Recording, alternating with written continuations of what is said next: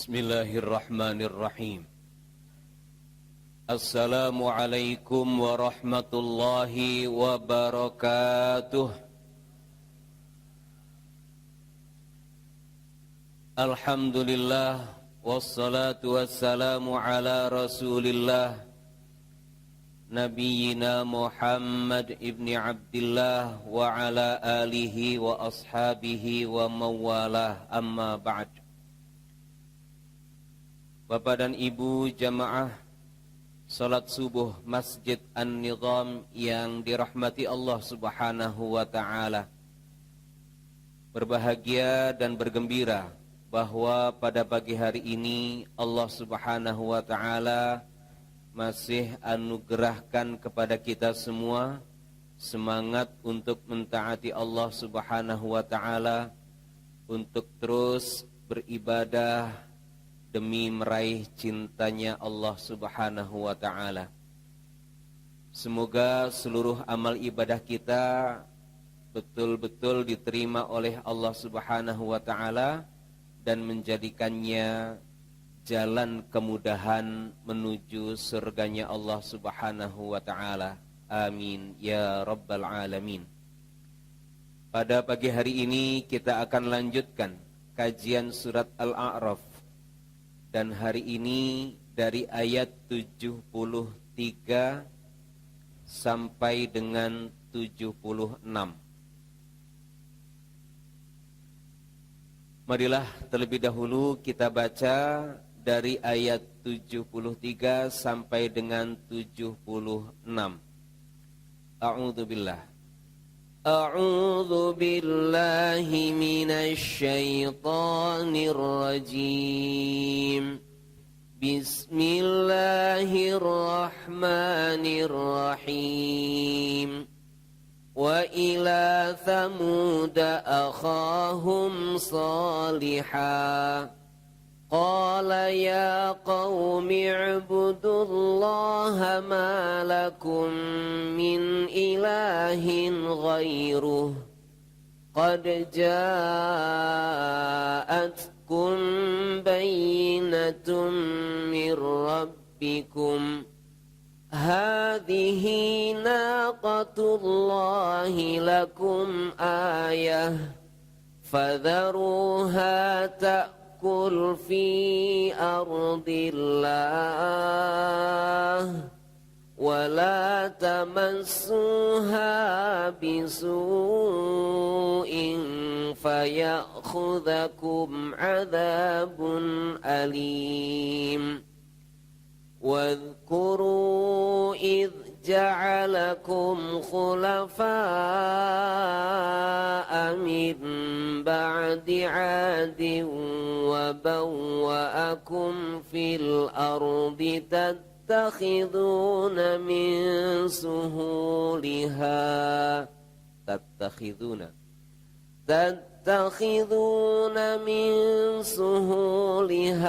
qusuran wa tanhituna al-jibala buyuta. Fadhkuru Allahi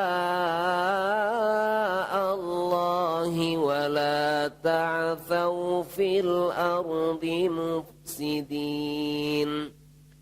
Qala al-mala'u alladhina istakbaru min qawmihi lilladhina istud'ifu liman amana minhum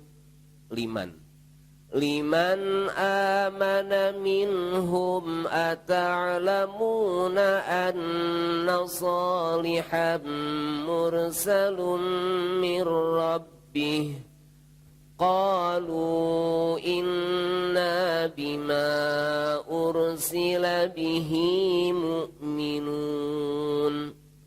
Qala alladhina istakbaru inna billadhi amantum bihi kafirun. Sadaqallahul azim.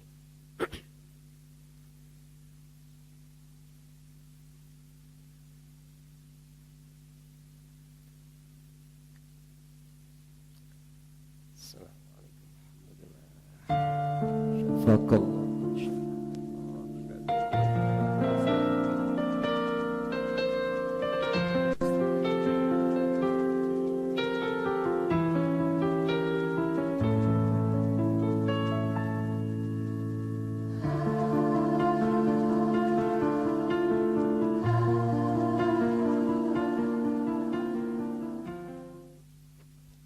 Kita doakan guru kita semoga senantiasa diberikan kesehatan oleh Allah Subhanahu wa taala. Semoga Allah segera sembuhkan beliau. Kita masih sangat membutuhkan beliau untuk terus tercurahnya ilmu-ilmu dan pemahaman yang baik dari beliau. Amin ya rabbal alamin.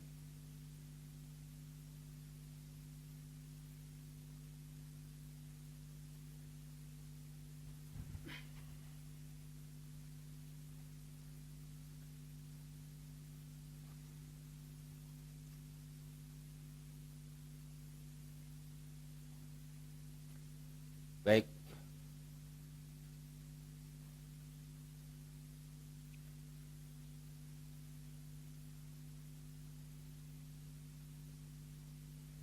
Kita lanjutkan. Ayat 73. Wa ila Samuda, dan kepada Samud, akhahum, saudara mereka, solihan, solih. Qala, ia berkata, ya qaumi, wahai kaumku, u'budullaha, sembahlah Allah, malakum, tidak ada bagi kalian, min ilahin, dari ilah. Biasanya ilah juga kita artikan Tuhan. Tuhan ada dua kata setidaknya yang sering kita fahami. Yang pertama ilah, yang kedua Rob. Dua-duanya diartikan Tuhan. Maka kemudian dalam pembagian tauhid ada tiga. Yang pertama tauhid rububiyah. Rububiyah diambil dari kata Rob. Dan yang kedua tauhid uluhiyah. Kata uluhiyah diambil dari kata ilah. Dan yang ketiga adalah tauhidul asma was sifat. Mentauhidkan Allah dalam nama-namanya dan juga sifat-sifatnya. Itu secara umum para ulama kita memberikan penjelasan tentang pembagian tauhid. Nah, dalam ayat kita sekarang, min ilahin, dari Tuhan, ghairuhu, selainnya, qad, sungguh, ja'atkum, telah datang kepada kalian, bayyinatun, yang jelas, mir rabbikum, dari Tuhan kalian. Hadhihi, ini, naqatullahi, unta Allah, unta betina Allah. Jadi kata naqah ini artinya unta betina. Dalam bahasa Arab banyak sekali pembedaan antara hewan yang jantan dengan hewan yang betina dalam istilahnya, dalam bahasanya. Seperti kita kenal kata baqarah. Baqarah itu sapi betina. Yang jantan namanya jamus. Di sini ada naqah, unta betina. Yang jantan disebut dengan jamal. Jangan ada yang sensitif ya. Ada yang namanya jamal nanti unta. Bukan. Beda. Jamal yang sering dipakai nama orang, itu mimnya panjang. Jamal. artinya keindahan. Itu satu akar kata dengan jamil. Nah, ada orang namanya titik-titik jamil. Ya. Paham maksud saya ya? Titik-titiknya saya nggak usah sebut. Ada jamil ya. Kalau perempuannya titik-titik jamilah. Nah, kan? Itu dari kata yang sama dengan kata jamal. Tapi kalau unta jantan, mimnya pendek, jamal, gitu ya, jamal. Kan akhirnya jadi plesetan, apa? Teka-teki. Nah, ya. Unta yang bisa nyanyi apa? Nah, titik-titik mirdat kan gitu ya. Nah, itu cuma guyonan ya, jangan dianggap serius. Baik, selanjutnya jadi naqatullahi, unta betina Allah. Lakum, bagi kalian, ayatan, tanda-tanda kekuasaan. Fadharuha, maka biarkanlah dia takul, memakan fi ardillahi, di bumi Allah. Wala tamassuha, dan jangan kalian menyentuhnya, bisuin, dengan buruk. Menyentuh dengan buruk maksudnya mengganggunya, ya, jangan kalian mengganggunya. Fayakhudzakum, maka menimpa kalian, akan menimpa kalian adzabun alim, siksa yang pedih. Bapak dan Ibu yang dirahmati Allah Subhanahu wa taala, 2 episode yang lalu menjelaskan tentang Nabi Nuh dan juga yang kedua Nabi Hud. Sekarang adalah menjelaskan tentang Nabi Shalih. Wa ila Thamuda akhahum Shalihan, dan kepada kaum Thamud Allah mengutus saudara mereka yang bernama Shalih. Kaum Thamud, ada yang tahu tempatnya di mana, negerinya? Kalau sekarang sih di Saudi, Pak. Ya, posisi sekarang itu masuk Saudi Arabia. Dan sekarang ini dikenal dengan Madain Shalih. Madain Shalih. Belum banyak orang Indonesia yang datang ke Madain Shalih karena bukan menjadi destinasi ziarah orang umroh atau haji. Meskipun sekarang sudah mulai ada yang umroh kemudian membawa jamaahnya ke Madain Shalih, karena jauh juga dari kota Madinah. Maka dia seperti Taif yang dekat kota Mekah, tapi dia tidak menjadi destinasi ziarah. Kalau mau ke sana harus mengurus izin tertentu, ya, untuk bisa datang ke tempat itu. Nah, Allah Subhanahu wa taala mengutus Nabi Shalih kepada kaum Thamud. Lagi-lagi Allah Subhanahu wa taala menggunakan redaksi akhahum, saudara mereka. Hanya sekedar mengingatkan, ini secara psikologis supaya terasa dekat antara yang mendakwahi dengan yang didakwahi. Harapannya lebih mudah diterima karena yang bawa masih saudara. Ya, masih saudara. Qala, dakwahnya Nabi Shalih sama dengan Nabi yang sebelumnya, yaitu ya qaumi ibudullaha ma lakum min ilahin ghairuh. Wahai kaumku, sembahlah Allah. Sembahlah Allah dan tidak ada Tuhan bagi kalian selain Dia. Seringkali Allah Subhanahu wa taala ketika memerintahkan umat manusia untuk menyembah Allah Subhanahu wa taala digabung dengan kata Rob dan Ilah. Ya, Rob dan Ilah. Seperti di surat Al-Baqarah ayat yang ke-20, Allah Subhanahu wa taala 21, Allah Subhanahu wa taala berfirman, "Ya ayyuhan nasu'budu rabbakum." Sembahlah Rob kalian, Tuhan kalian. Sedangkan di sini sembahlah Allah dan tidak ada Tuhan dengan kata ilah di sini Allah menggunakannya. Ilah ini berasal dari kata aliha ya'lahu yang berarti bersandar. Kalau Rob adalah yang menciptakan, yang memelihara dan seterusnya, sedangkan ilah adalah tempat kita bersandar.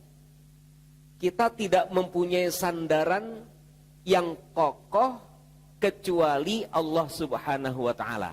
Maka kita diperintah oleh Allah untuk menyembah Allah dengan bahasa ilah karena memang Allah lah sandaran kita. Punya masalah, kita sandarkan kepada Allah. Pengen sesuatu, kita sandarkan kepada Allah Subhanahu wa ta'ala. Itulah makna ilah. Maka jangan minta aja, tapi berilah pengabdian kepada Allah. Kira-kira begitu. Minta dijadikan sandaran, tapi kita tidak mengabdi kepada Allah. Saya kira tidak sinkron yang seperti itu. Qad ja'atkum bayyinatum mir rabbikum. Sungguh telah datang penjelasan dari Tuhan kalian. Penjelasan di sini kalau untuk nabi atau yang diberikan oleh Allah kepada nabi bisa berupa kitab, bisa berupa mukjizat atau dua-duanya. Al-Qur'an adalah mukjizat yang Allah berikan kepada Nabi Muhammad untuk kita semua. Dan selain Al-Quran, Allah juga memberikan mukjizat-mukjizat yang lain kepada Nabi Muhammad. Nabi Musa diberi kitab Taurat oleh Allah, itu juga mukjizat. Dan selain Taurat, Allah memberi mukjizat kepada Nabi Musa berupa tongkat. Dan juga tangan yang bisa mengeluarkan cahaya yang sangat terang sekali. Itu adalah mukjizat yang Allah berikan kepada Nabi Musa. Nah, di sini bayyinatun adalah mukjizat. Apa mukjizat yang Allah berikan kepada Nabi Salih? Yaitu hadhihi naqatullahi lakum ayatan. Ini adalah untanya Allah, unta betinanya Allah untuk kalian sebagai tanda-tanda kekuasaan Allah Subhanahu wa ta'ala. Unta yang pada saat Nabi Salih menyampaikan dakwahnya kepada kaumnya, secara tiba-tiba muncul dari balik batu yang besar seekor unta. Tadinya nggak ada unta, dan ini semua kaumnya tahu bahwa ketika mereka didakwahi itu di belakang batu tidak ada unta, tapi tiba-tiba muncul seekor unta betina. Dan kemudian Allah menyebut dengan naqatullahi, unta betinanya Allah. Ini maknanya yang bisa melakukan yang semacam ini hanya Allah Subhanahu wa ta'ala. Dan karena ini unta milik Allah, dan hanya Allah yang mampu menunjukkan tanda kekuasaannya yang seperti ini, maka kemudian Nabi Saleh berpesan kepada kaumnya, fadharuha, biarkan saja dia, urusan makannya biar dia mencari sendiri. Tak Ya'kul fi ardillah. Dia makan di buminya Allah. Nggak usah repot kalau bahasa kita. Biar dia sendiri yang cari makannya. Karena onta ini di bawah kendali Allah. Pasti tidak akan kesulitan soal urusan makan. Dan sering kita menjumpai keanehan-keanehan. Di sini kita sering melihat kambing makan rumput atau daun-daunan. Tapi pernahkah Bapak dan Ibu sekalian melihat ada kambing yang digembala di padang pasir? Nah, makannya apa? Ini kalau kita perjalanan dari Mekah ke Jeddah, sering kita melihat ada kambing-kambing di lereng-lereng gunung yang nggak ada pohon-pohonannya, rumput juga nggak ada. Kalau di Jabal Nur ada Gua Hira di situ, ya, dulu pernah melihat kera-kera di situ banyak di batu-batu itu. Terus makan apa? Yang datang ke situ juga belum tentu bawa kacang, belum tentu juga bawa pisang, tapi mereka hidup. Nah, begitulah kira-kira ontanya Allah. Kalau Allah menghendaki, tidak ada yang sulit buat Allah. Onta ini menjadi mukjizat, menjadi tanda-tanda bahwa Nabi Soleh adalah seorang nabi. Sebagai pembuktian dari Allah supaya umatnya percaya. Dan umat-umat yang terdahulu untuk mempercayai dia nabi atau bukan, maka ada peristiwa yang ajaib atau tidak. Kalau ada, mereka akan percaya.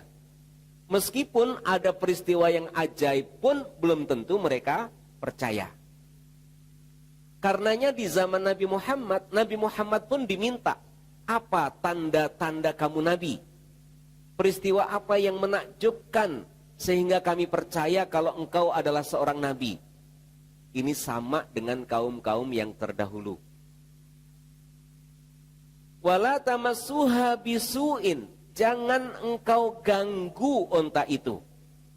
Fayakhudzakum adzabun alim. Kalau kalian ganggu onta itu, maka kalian akan ditimpa dengan azab yang pedih.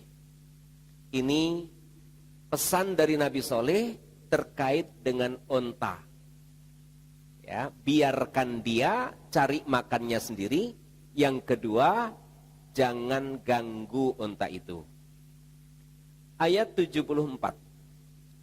Wadhkuru, dan ingatlah kalian, id, ketika ja'alakum, ia telah menjadikan kalian khulafa'a, pengganti-pengganti, mimba di'ad, sesudah kaum Ad, wabawwa'akum, dan dia telah memberi tempat kepada kalian, fil ardi, di dalam bumi, tattakhiduna, kalian menjadikan min suhuliha, dataran-dataran rendahnya, kusuran, istana-istana, watanhituna, dan kalian memahat aljibala, gunung-gunung, buyutan, sebagai rumah-rumah. Fadhkuru, maka ingatlah kalian ala Allah, nikmat-nikmat Allah. Kata ala ini di surat Ar-Rahman berulang kali kita mendapatinya. Fabi ayyi ala'i rabbikuma tukadziban. Terhadap nikmat Tuhan kalian yang mana yang kalian dustakan. Nah, kata ala Allah, nikmat-nikmat Allah. Wala ta'thau, dan jangan kalian berkeliaran fil ardi, di muka bumi, mufsidin, sebagai orang-orang yang merusak. Dalam ayat ini Nabi Soleh mengingatkan kepada kaumnya untuk selalu mengingat nikmat yang telah Allah berikan kepada mereka. Apa nikmat yang Allah berikan? Yang pertama, ja'alakum khulafa'a mim ba'di 'ad. Allah menjadikan kaum Tsamud ini sebagai pengganti dari kaum 'Ad. Jadi setelah kaum 'Ad dibinasakan, kemudian Allah mengembangbiakkan dari orang-orang yang beriman itu dan menjadi banyak dan jadilah kaum Tsamud. Dan ketika kaum Tsamud juga sudah banyak yang ingkar kepada Allah, kemudian Allah mengutus nabi mereka, nabi untuk mereka, yaitu Nabi Soleh ini. Ini yang pertama. Disebut nikmat kenapa? Adanya orang-orang yang dibinasakan karena keingkaran mereka, ini menjadi pelajaran berharga untuk kita. Ini nikmat. Nikmat yang kedua, wa bawwa'akum fil ardi. Allah memberi tempat kepada kalian di muka bumi. Dikasih negeri oleh Allah Subhanahu wa ta'ala. Negeri ini mereka diberi kekuatan oleh Allah untuk membuat dataran-dataran rendahnya sebagai istana-istana. Mereka bisa membangun istana-istana di dataran-dataran rendah. Wa tanhitunal jibala buyuta, dan kalian juga mampu memahat gunung-gunung sebagai rumah-rumah. Ini maksudnya jibal itu batu.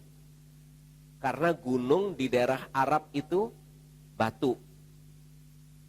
Ya.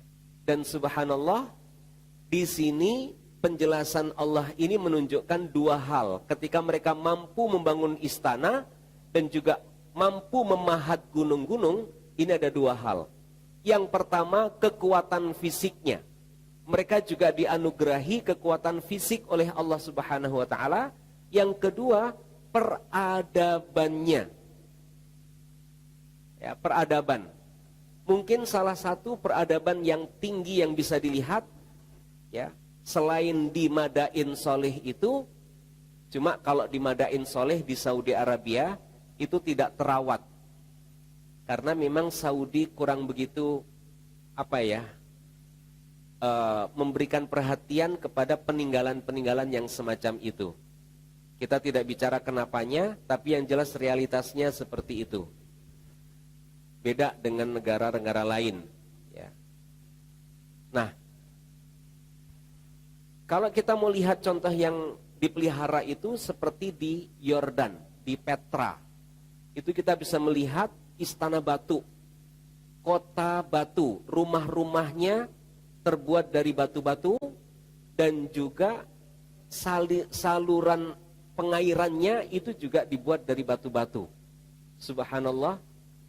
Kalaupun sempat ke sana silahkan, kalau nggak sempat ke sana, sempatkan buka Google, ya, Google untuk melihat. Kita bisa klik Petra misalnya, Petra Yordania, nanti akan dilihatkan rumah-rumah yang terbuat dari batu-batu itu. Subhanallah. Fadhkuru ala Allah, maka ingatlah kalian kepada nikmat-nikmat Allah.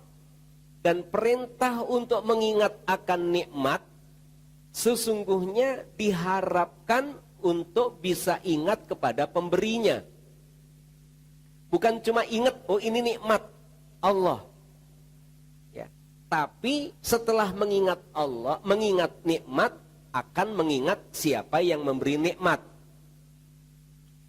Analog sederhananya adalah, kalau ada teman kita pernah ngasih kenang-kenangan, taruhlah kenang-kenangan sepatu, kita seneng banget dikasih sepatu sama dia, tapi lama nggak ketemu sama teman kita, lupa, apalagi sepatu itu sudah kita taruh di gudang, udah nggak zaman, nggak model, kita taruh di gudang, sepatu sudah nggak kita pakai, teman kita juga sudah lama nggak ketemu, begitu bersih-bersih gudang ketemu sepatu itu. Jadi ingat, oh ini sepatu yang ngasih teman kita. Nah, mengingat nikmat Allah, tujuan pentingnya adalah mengingat siapa yang memberi nikmat itu. Meskipun kita diminta oleh Allah untuk langsung ingat kepada Allah. Uzkurullaha, ingatlah Allah. Ini yang tertinggi nih. Jadi nggak usah ngelihat nikmat Allah apa, tapi langsung ingat Allah. Tapi kalau nggak ingat Allah, dipancing suruh mengingat pemberian Allah. Ini lumrah nih. Seringkali orang yang sering ngasih kita ingat-ingat. Ya kan? Nah, tetangga yang sering ngirim sayur itu sering kita ingat. Tapi kalau jarang kirim sayur, jarang diingat. Gitu ya. Meskipun ini jangan jadi motivasi. Biar saya diingat terus, dikasih terus itu ya. Nggak perlu begitu ya. Oke. Wala ta'thaw fil ardi mufsidin, dan jangan kalian menjadi orang-orang yang membuat kerusakan di muka bumi, atau jangan berkeliaran di muka bumi sebagai orang-orang yang membuat kerusakan. Seperti yang pernah saya jelaskan, membuat kerusakan itu maknanya adalah berbuat durhaka kepada Allah, bermaksiat kepada Allah. Itu adalah perbuatan merusak. Kita tidak boleh menjadi orang yang merusak di muka bumi. Ayat 75. Qalal mala'u, telah berkata para pemuka, alladzina stakbaru, yang sombong, min qaumihi, dari kaumnya, lilladzina stud'ifu, kepada orang-orang yang dianggap lemah, liman amana, bagi siapa yang telah beriman, minhum, di antara mereka. Ata'lamuna, apakah kalian mengetahui, anna salihan, bahwa sesungguhnya salih, mursalun, diutus, mir rabbihi, dari Tuhannya. Qalu, mereka berkata, inna, sesungguhnya kami, bima, terhadap apa yang ursila bihi, dia diutus dengannya, mukminun, orang-orang yang beriman. 3 nabi dalam surat Al-A'raf ini yang sudah dikisahkan kepada kita punya kemiripan tantangan. Tantangannya adalah dari para tokoh. Ini kalau diulang-ulang kisahnya yang semacam ini oleh Allah, ini memang realitasnya seperti itu. Dan ketika kita berdakwah, siap-siap untuk menghadapi pertentangan dari tokoh. Kenapa? Biasanya tokoh itu tidak mau tergeser eksistensinya. Kalau bahasa politiknya, status quo. Jadi yang sudah menikmati kedudukan di masyarakat, kalau ada muncul orang baru yang membawa sesuatu yang lebih baik, biasanya ada kecemburuan atau ada perasaan tersaingi. Ini tidak boleh terjadi. Apalagi kalau sampai misalnya ustadz senior di kampung itu. Sudah gitu muncul ustadz baru pendatang. Yang ini kelihatannya lebih seger. Wah, ustadz seniornya tersaingi. Wah, ini bakal tersaingi dah. Kata ustadznya begitu. Mudah-mudahan gak ada. Ini misalnya saja. Akhirnya diisukan tuh. Itu ustadz yang baru aliran apa sih? Ustadz yang baru itu kok begitu gitu ya. Kalau buat kita mestinya ketika ada yang sama yang datang, harus kita syukuri sebagai tambahnya energi, tambahnya kekuatan. Di Jakarta saja, di setiap RW belum tentu ada ustadznya. Padahal kebutuhan akan ustadz di setiap RW itu bisa 5 sampai 10 ustadz. Itu yang dibutuhkan di RW itu. Untuk apa? Untuk membina masyarakat di RW itu. Tapi kadang-kadang hanya ada satu, kadang-kadang bahkan nggak ada sama sekali. Nah ini sudah cuma satu, begitu ada datang yang baru kok malah merasa tersaingi. Ini kita hilangkan perasaan-perasaan yang semacam itu ya. Kalau soal ustadz sih enggak insya Allah ya. Tapi kalau soal kekuasaan, nah ini. Wah ini bisa menggeser. Itu juga yang dialami oleh Nabi Muhammad baik di Mekah maupun di Madinah. Makanya ada orang yang ngaku-ngaku Nabi yang namanya Musailamah Al-Kadzab. Karena merasa tersaingi, obsesi untuk menjadi pemimpin Madinah menjadi hilang peluangnya karena Nabi Muhammad datang di kota Madinah. Begitu juga seorang tokoh munafikun, Abdullah bin Ubay bin Salul ya. Nah, terkenalnya dengan bin Salul. Itu juga merasa tersaingi dengan Nabi Muhammad. Nah, di sini tokoh-tokoh juga menjadi ganjalan buat para nabi. Nah, akhirnya mereka membuat distorsi terhadap nabi-nabi itu.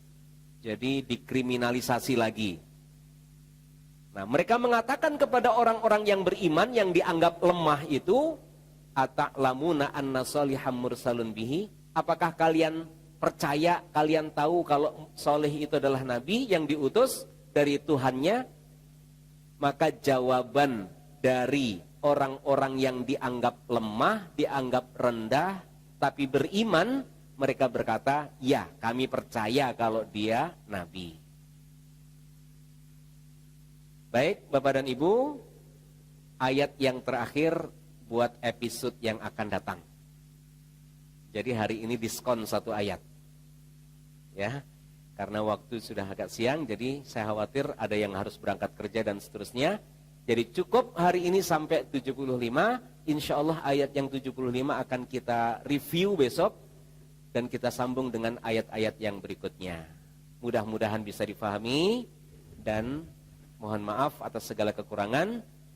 Mari kita akhiri taklim kita dengan kafaratul majlis. Subhanakallahumma wa bihamdika asyhadu an la ilaha illa anta astaghfiruka wa atubu ilaik. Wassalamualaikum warahmatullahi wabarakatuh.